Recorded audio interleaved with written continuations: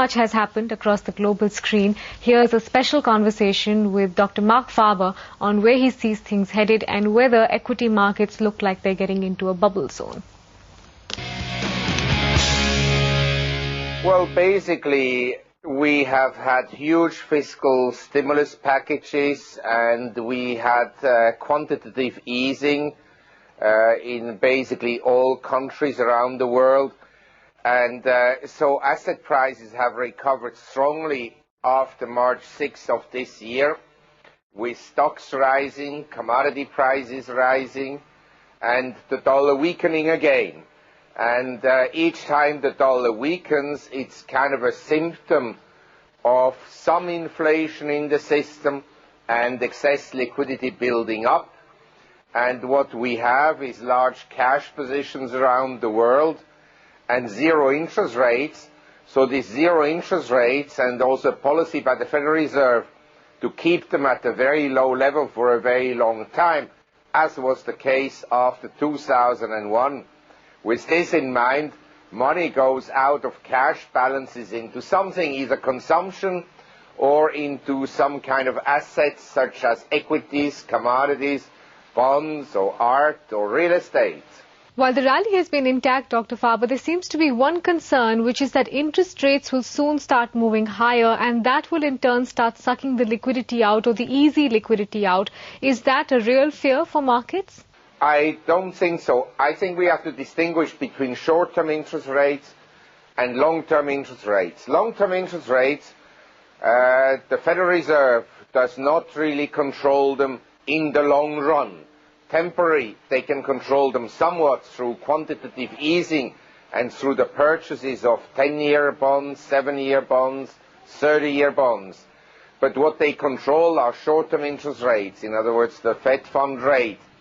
And in my opinion, reading through the literature and reading through the speeches that are being given by Mr. Bernanke, my impression is that the short-term interest rates will stay long for a very long time, because don't forget, in America the fiscal deficit this year will be around $2 trillion. And I don't think they can actually cut the fiscal deficit next year, because if they cut it, it will have a negative impact on the economy. So I rather think that the fiscal deficit will stay at this level, or in my opinion actually even increase. And that will lead the Fed to keep interest rates artificially low, because should they increase short-term rates meaningfully, then the cost of servicing the government debt in the US would escalate substantially.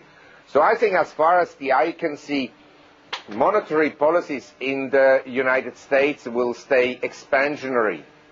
We'll talk about sectors and markets in specific in a bit, Dr. Faber, but what about the dollar? There has been almost a straight line correlation between the way emerging markets have moved and the way the dollar has been weakening. Do you sense that is going to snap back soon?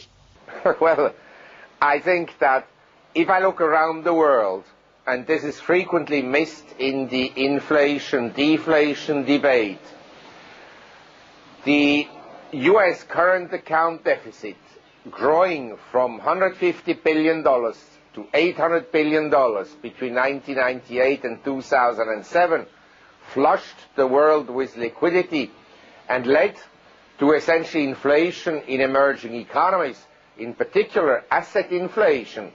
I mean, we have now flats in Hong Kong, in other words condominiums, selling for up to $9,000 a square foot.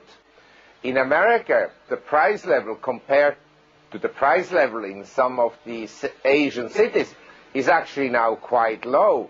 So I think the US dollar is no longer overvalued for the time being, and the sentiment about the US dollar is so negative that we could have a rebound in the dollar for a couple of months, and that would indicate some tightening of global liquidity and be bad for asset markets, as was the case in 2008. When the US dollar rebounded, all asset markets went down. If there were to be a snapback, how powerful do you think it might be? Are we talking about a big pullback for the dollar, considering how much it's sold off these past few months? That I doubt, because the Federal Reserve and the US government pursue policies that are not conducive to a strong US dollar.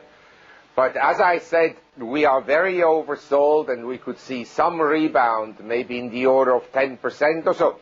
But I wouldn't expect the US dollar to be structurally a strong currency in the next few years. Quite on the contrary, I think the US dollar will continue to lose its purchasing power. While a correction has been called for many months now, do you see a situation over the next few months where liquidity can actually push markets to far higher levels and see almost a blowout-like rally over the next couple of months? That I doubt. We're very overbought and the economic news is not particularly good. So I think that before we would rise much more in equity markets, a correction should actually take place. But markets are unpredictable, and it is conceivable that there is kind of a blow-off phase before we go down substantially. But I wouldn't bet on that. I think the big move, the gravy is out. We're up 100% in India, we're up 50% in the United States. Maybe we go up another 10%, but we're not going to go up another 100% straight away. As you watch the markets right now, do you see any similarities with the situation that we had in 2007? And just by extension of that, if there is indeed a correction, who do you think will falter or blink first? Will it be equity markets or the commodities or a completely other asset class? Well, I think that equities, after the peak in October 2007, collapsed around the world by plus minus 50%. And now they have rebounded, but they're not at previous highs. In the meantime, in some countries, companies have continued to increase their earnings. And so the valuations are not as stretched as in 2007.